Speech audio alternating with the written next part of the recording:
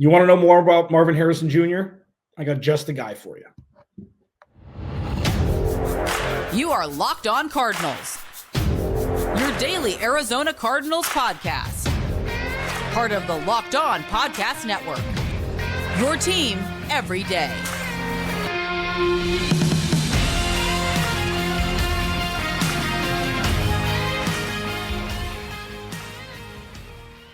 Welcome in, Locked On Cardinals, your team every day. Alex Clancy here. Follow me on Twitter at Clancy's Corner. Follow the podcast at Locked On AZ Cards. Thank you for making Locked On Cardinals your first listen. Free wherever you get your podcast and on YouTube. Please go to the YouTube channel. Search Locked On Arizona Cardinals. Hit that subscribe button. Turn notifications on so you know when you can see my big dumb face. Go leave me a review too.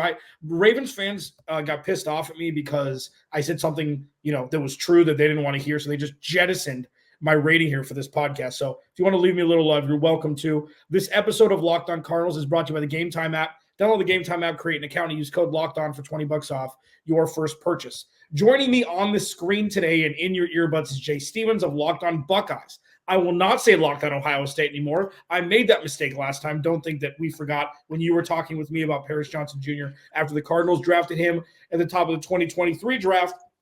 Give the people what they want. I hear that's something that people say. People have wanted to talk everything Marvin Harrison Jr. Jay is the guy to get all the information. Two segments here. One, what he was like in college, what he's like as a person. And two, how his skill set can translate. And if he does have all-timer, stamped on his forehead, and if he's going to be an Arizona Cardinal, if they're going to be able to bear the fruits of Marvin Harrison Jr. Jay Stevens, thank you for joining me first off. I forgot about that little mishap that happened last time I was on the show. I was going to forget about it, but I'm so glad to be back with you. And Locked On Ohio State, Locked On Buckeyes, don't matter to me. It's the Buckeyes, the best team in college football. Once again, having a guy that Cardinals fans would love to have on their team. Yeah, so let's talk about this. And listen, the first thing you said, it's still stinging a little bit that C.J. Stroud was so good so early. Oh, my God. I'm shocked that Carolina passed on him. I don't know why they did, but we are here talking about the now.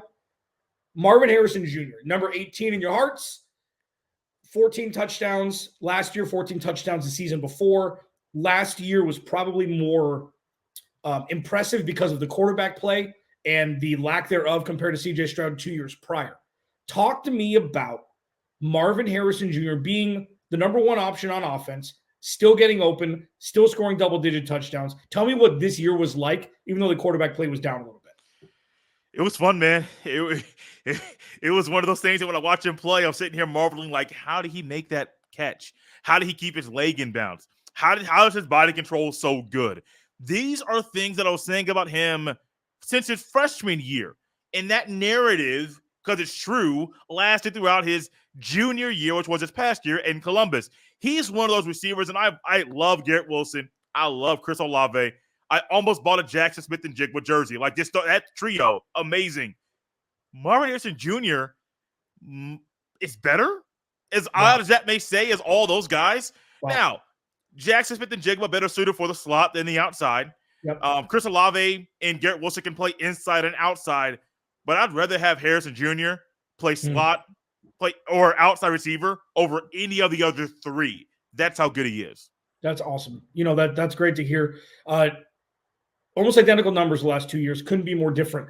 And one thing that I thought going into this season, because I'm always not a critic to a fault where it's like, nope, I need to see it. Like, there's obviously future pacing things where you can expect things, especially in college where a lot of guys that Marvin Harrison Jr. and other top players are playing against guys who are going to, first period French on Monday. So it's not exactly the NFL. You get a grab bag of all different kinds of skill sets.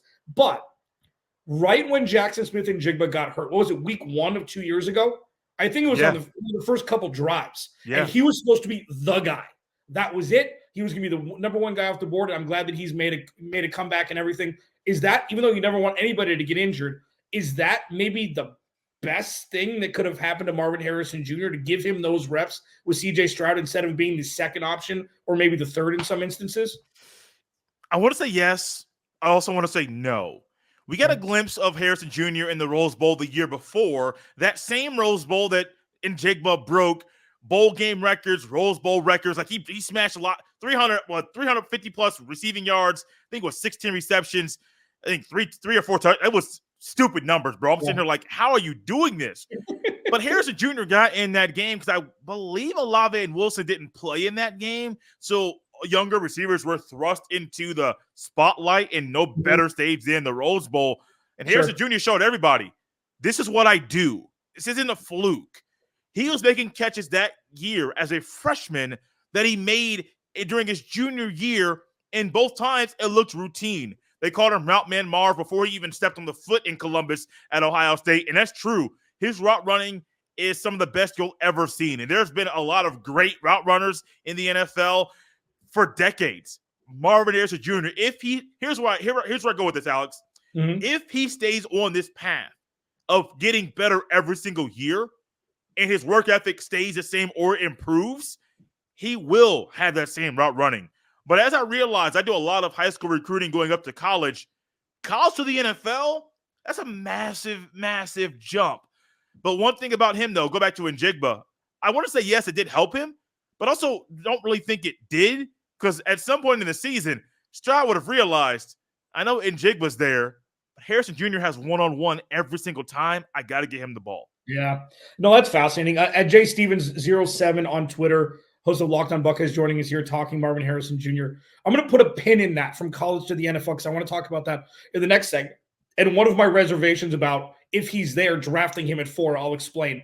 You know, the wide receiver position, and we saw this, and you're a very smart guy. I'm sure you saw this too. Like a couple years ago, it's like, oh, this is the next one. It's not running backs. It's not edge rushers. It's not corners. It's wide receivers. You take one. Either it's Denzel Mims or it's Jamar Chase. Yeah. Either it's Nelson Aguilar or Justin Jefferson. And I think the gap is starting to slim down a little bit because these receivers are so ready so early. Nobody plays running back anymore in college because they know the money's made in high school and on at wide receiver. And if you're 5'10" or up and you run a 4.3 40, you got good hands, go be a wide receiver, not a running back. Now, with Marvin Harrison Jr. specifically, that offense wasn't great this year. And I think, especially compared to the year before. That's a nice way to put it. The offense wasn't great. I would be a little bit more specific, but I covered the team. That's nice. You're being really nice here, Alex. I was expecting more like it was atrocious at times because it was really bad. Yeah, it was 2018 Arizona Cardinals offense bad. So, yes, fine. It was bad. There were a couple games where he was a non-factor. Okay. And this is when my spidey senses go up just like it should throughout the season. Like you can't crown anybody until you see it happen. Correct. Like the thing about Caleb Williams is like, he's gonna be the next great one. So was Trevor Lawrence. Okay. So was Carson Wentz. Yep. So was everybody is going to be the next one until they actually show that they are. And that's where I'm a little hesitant, even though a wide receiver that has these accolades, usually it translates pretty well. Okay. But I see a couple games where it's like good defense. Where's Marv? And the blowback that I get is not blowback. The response I get is the quarterback's terrible. And they don't have, I know that you've got a good tight end there and an excellent running back, but is it just that the quarterback was bad? Do you put any blame? Are there any, I don't know.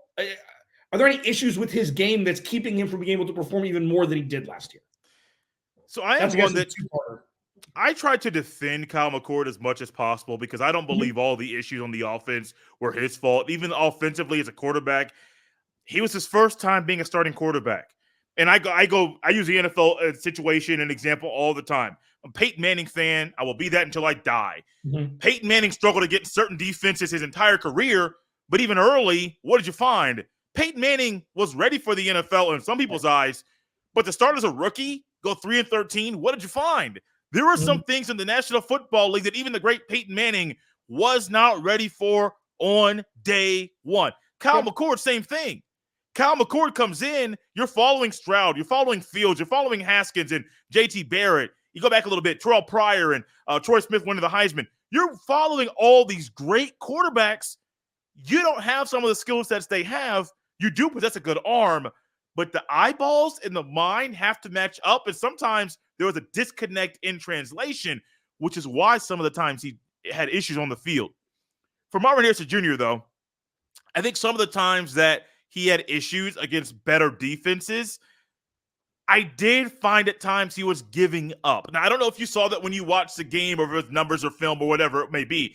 Sometimes he wasn't finishing the route, even if he was not the guy getting the ball. sometimes you could see he would stop. And I'm sitting here like, you're a football player. Forget being you're too good.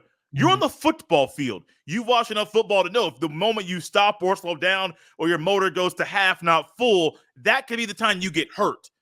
Luckily, that didn't happen. Well, he actually did get hurt a little bit this year. Don't know if that was an example of this, but sometimes he does occasionally stop in routes and stop when he's not the guy or when he gets frustrated.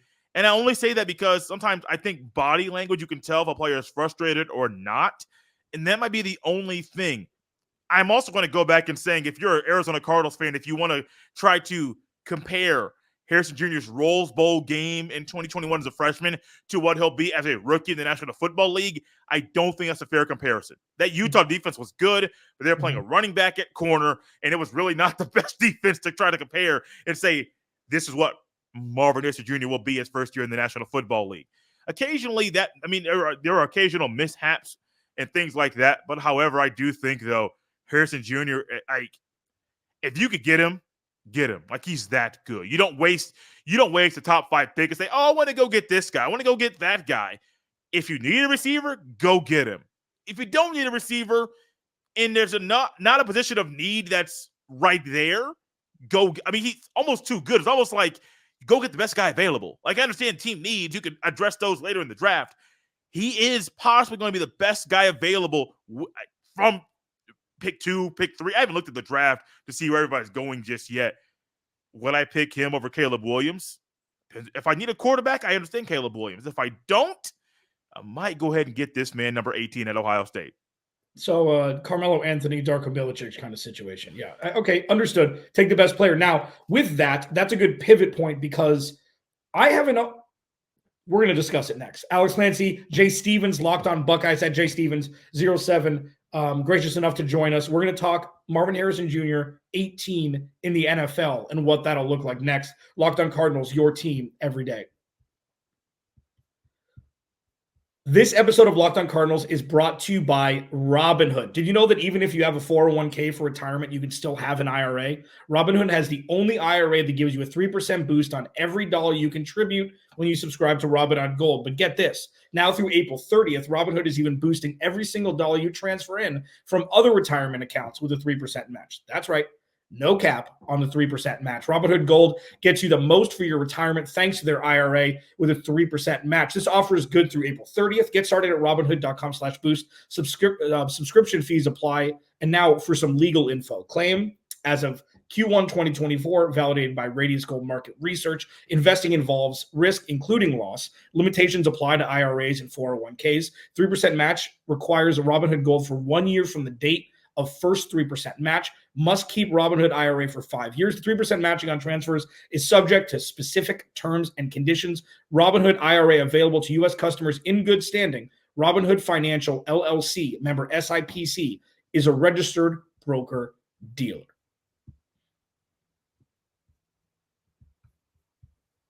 All right. So, Jay Stevens, Locked On Buckeyes. Alex Clancy, Locked On Cardinals. You know me. Thank you for making Locked On Cardinals your first listen, free wherever you get your podcast and on YouTube, part of the Locked On Podcast Network, your team every day. Go to the damn YouTube channel, subscribe, man. I know there's so many everydayers that don't. Do it. Please. Don't be rude in front of Jay. Okay? Don't do it. I brought him into our home. Okay? Please, make sure you take a shower first, have clean clothes and welcome him. What the hell am I talking about? Jay, Marvin Harrison Jr., okay? Before we pivot into NFL Marvin Harrison Jr., okay, this has been my stance. While the memory of the Cardinals taking Levi Brown over Adrian Peterson because they needed a running back, okay, or because they needed an offensive lineman. That was one. That's what sticks in their head. Because Larry Fitzgerald had the career that he did for the entirety of his career wearing Arizona Cardinals colors, it's difficult for people to see other possibilities. And rightfully so. Okay. Best player available. You don't take need. You take best player available. I get it. My thought process has been wide receiver for the Cardinals, even though devoid of talent, really, especially if they move off from Hollywood Brown. Michael Wilson was fine last year, irrespective of that. That's like the fourth biggest position of need that they have. That's how bad this roster is right now. They can't stop the run. They can't get after the quarterback. They can't protect Kyler Murray on the left side, and they can't stop opposing wide receivers. Arguably, all more important than drafting a wide receiver. Mm-hmm. Having said that, it'd be pretty bleeping sweet to see Kyler Murray throw the ball to Marvin Harrison Jr. for the next decade. Like, I understand the fun stuff. I understand his talent. I understand that they'll score more points with him than they will without. But I can't get out of my head that if the Chargers, like, this is my dream scenario. I'm just going to tell you this, then we'll pivot to your thoughts about him in the NFL. If the Chargers offer a future first-round pick to move up one spot to draft Marvin Harrison Jr. because Jim Harbaugh wants to make a splash because Keenan Allen's getting older and Mike Williams is never healthy and they don't really have anybody else for Justin Herbert to throw to, I take that a million times out of a million. Because you can just kick the can down the road with more picks. This is how you build a perpetual contender. Now, I'm getting a lot of vitriol back. It's not an offensive line thing. It's not a pass rush thing. It's a wide receiver thing. Wide receiver thing is like the fourth most important thing. Tell me prove to me, convince me that him coming into the NFL, even though you're not expecting the bowl game when he was a rookie, that he is going to make an impact right away. Convince me. He stands at 6'3", about 210 to 215 pounds, and he runs routes like he's an NFL receiver in college. Now, granted, some of the times you talk about the best defenses going up against him, he may have moments where I describe maybe he might stop on a route or two. It's not consistent, but name a receiver out there that doesn't do that. Name a receiver out there in the NFL at the highest level. Don't got to go back to college where you're saying, oh, he runs everything 100% every single time. Yeah, I mean, maybe one. A lot of guys don't do it. It's okay. I even heard the great Peyton Manning say there were times he did not finish out a fake on a handoff because he wanted to see Edgerrin James run the ball. Sometimes great people just do stuff that's not in the playbook because they could do that. Marvin Harrison Jr. is one of those guys that when you need a guy to catch the ball, you throw it to him. Doesn't matter if it's single coverage, double coverage, no matter what the defense is doing, give him the ball. And he's instantly going to make your quarterback better. Let me go back, and you got me on a tangent. I'm not going to stop here, Alex. Let me go back to what I said about Kyle McCord. First year as a starting quarterback, had some ups, had some downs, still threw for over 3,000 passing yards, 24 touchdowns, 6 INTs in 12 games. That's not really bad for a guy who's starting his first year in college. Mm-hmm. One thing I will say, though, is Marvin Harrison Jr. off the field, Kyle McCord's numbers don't look as good. Mm-hmm. He will look more like Will Howard, the new quarterback at Ohio State, than Kyle McCord did a year ago because of one man. Now, when you keep it in context, Ohio State didn't have a running game a year ago. The running game was bad. Offensive line had issues early on in the season. Didn't really use players as well as I thought. Emeka Egbuka, number 2 receiver, got hurt, missed some time. There were some issues with the Buckeyes offense. The one constant the entire time is route man Marvin, number 18. And this is where you go, Alex. Do you value the best player available or do you value team needs? If I'm inside the top 5, I'm probably going best player available. Almost every team needs some type of offensive lineman. Almost every team. If it's a left tackle, I understand it. If you want to wait for a guard or a center later in the draft, absolutely. Almost everybody needs a new guy to rush the passer. Top 5 easy. Now, if I'm saying my need is pass rusher, my desire, best player available, is receiver, I'm probably going pass rusher, which is why, Alex, I've said for a long time, Marvin Harrison Jr. is going to be a top 10 pick, not a top 5 pick, because a lot of people, they might need a left tackle. They're going to get one ahead of Marvin Harrison Jr. They might need a pass rusher, more than a receiver. They're going to go with that guy. That's why. If he slips outside the top 10, I'm going to be really shocked. I won't be upset. I'm going to start throwing things. I don't think it's going to happen, but if it does, people have lost their minds. Sorry, I didn't know it was going to happen. You had the right thought, put it into my head, and I'm like a hamster running on a wheel, bro. I'm just going and going and going until I get a little tired. Yeah, no, understood, man. I appreciate the passion that you have for him, and you've had a front row seat. Yeah, you've had a front row seat for the last 3 years, and I haven't said it yet.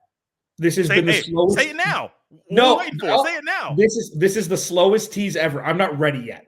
The 2023 season hasn't ended yet, okay? I've got plenty of time. The one thing that I do know is I'm warming up more to the idea than I have in the past about them drafting him. And I get it. And listen, this is my disclaimer that I've said. If they draft him, high five. Yeah. Like, this isn't like oh no, that's bad. That's a poor choice. I will get you out of here on this. Sorry, Russ Jackson, we're going long. You have watched the NFL. You know who Kyler Murray is, okay? You know that he and DeAndre Hopkins had a pretty good relationship. Cliff Kingsbury kind of deterred that because DeAndre Hopkins' route tree looked like a little bush on the left side of the field, inside the sticks, okay? Do you think that magic for the next 5 years could be had with Kyler Murray's skill set and Marvin Harrison Jr.? Yeah. You're talking about a guy that's a really good player and can be consistently really good. But yes, it can. Absolutely. And it goes back to what I just said about Kyle McCord. I haven't talked this much about McCord in months. So I don't know why all of a sudden on your show, it's Kyle McCord. I am supporting him. I am not the guy trying to throw him away. No, absolutely not. He made Kyle McCord better. And Kyle McCord struggled a lot throughout the season. I'm not going to say he didn't. Struggled a lot. And he made him better. Now, here's the interesting thing. They already had a previous relationship because they played high school football together. That was a receiver. That was a quarterback. And their chemistry, we saw that on Front Street in Columbus. It may take Kyler Murray and Marvin Harrison Jr., if, hypothetically, he gets drafted by the Cardinals, to form some chemistry. But once it's there, it's showtime, baby. Every Sunday, watch those two guys go off every single week. Cardinals fans will love it. I'll love it. I won't buy a jersey. I know I said I almost bought it in Jake, jersey. I think that was to you. That was an Ohio State black one, not for the Cardinals or Seahawks. Excuse me. Why am I going Cardinals? He's not there on the Cardinals. But yeah, no, I do think it could be a great thing for the Cardinals if that's the move they make. At JStevens07 on Twitter, host of Locked On Buckeyes. That's all you need to know about Marvin Harrison Jr. Jay, thanks for hanging out, man. I appreciate it. No problem. That was Jay Stevens from Locked On Buckeyes. Great stuff. Coming up next, I'll react to everything that he said. Locked On Cardinals, your team every day. This episode of Locked On Cardinals is brought to you by Nissan. Are you the kind of driver that likes to push things a little further? Ever wonder what adventure could be around the next corner? Our friends at Nissan have a lineup of SUVs with the capabilities to take your adventure to the next level. The 2024 Nissan Rogue, let's start there. Perfect for city drives and great escapes. Class exclusive Google built-in is your always updating assistant to call for almost anything. Gone are the days of connecting your phone. Google Assistant, Google Maps, Google Play Store are built right into the 12.3-inch HD touchscreen infotainment system. The 2024 Rogue is the perfect mid-size crossover for your next adventure. What about the 2024 Nissan Pathfinder? Has room up to 8, an expansive cargo capacity, and advanced available 4x4 capability. With 284 horsepower and up to 6,000 pounds towing, when adventure calls, the Pathfinder is there to answer. Take the Nissan Rogue, Nissan Pathfinder, or Nissan Armada and go find your next big adventure. Shop NissanUSA.com. This episode of Locked On Cardinals is also brought to you by Prize Picks. Big game is on Sunday, man. And Prize Picks is the easiest and most exciting way to turn every game-changing moment into 100 times your money. With as little as 4 picks, you can turn $10 into $1,000. And if Patrick Mahomes throws for more than 1 yard in the big game, you win on Prize Picks. Prize Picks is super easy to play. I can make my selections and, submit my entry in 60 seconds or less, man. Quick withdrawals, easy game plan, an enormous selection of players and stat types are what make Prize Picks the #1 daily fantasy sports app. Go to prizepicks.com/LockedOnNFL and use code LockedOnNFL for a first deposit match up to $100. And don't forget, if Patrick Mahomes throws for more than 1 yard in the big game, you win on Prize Picks. Go to prizepicks.com/LockedOnNFL and use code LockedOnNFL for a first deposit match up to $100. Final segment, Alex Clancy here. Thanks for hanging out. Jay Stevens, Locked On Buckeyes. That was badass. If you're not amped up about Marvin Harrison Jr. now, how can you not be? Plug and play star is what the trajectory looks like. And it's not like, oh, how did you not know this before Jay Stevens from Locked On Buckeyes told you? I did, okay? But I'm getting to that point, man. I'm getting to that point. Maybe turn soon. Where I don't have to give the disclaimer anymore, where the disclaimer is the thought process. Not there yet. Got a long ways to go. But what he said about the elite route running, what he said about Jackson Smith and Jigba not like him getting hurt, like he made it seem like Marvin Harrison Jr. would have performed his sophomore year, whether Jackson Smith and Jigba got hurt or not. And that's good news. How the quarterback, who wasn't the greatest quarterback, even though he threw for 24 touchdowns and 6 picks, I think Jay said, Marvin Harrison Jr. made that offense. And I think this is all obvious, but getting it all coming out of Jay Stevens' mouth from Locked On Buckeyes, who talks about Marvin Harrison Jr. more than most people on the planet, and making it concise the way that he did, it kind of just paints this picture of they got to take him if 18's there at 4. I'm not turning yet, but it's getting close. Alex Clancy, Locked On Cardinals. Without you, there is no me. I'll talk to you tomorrow.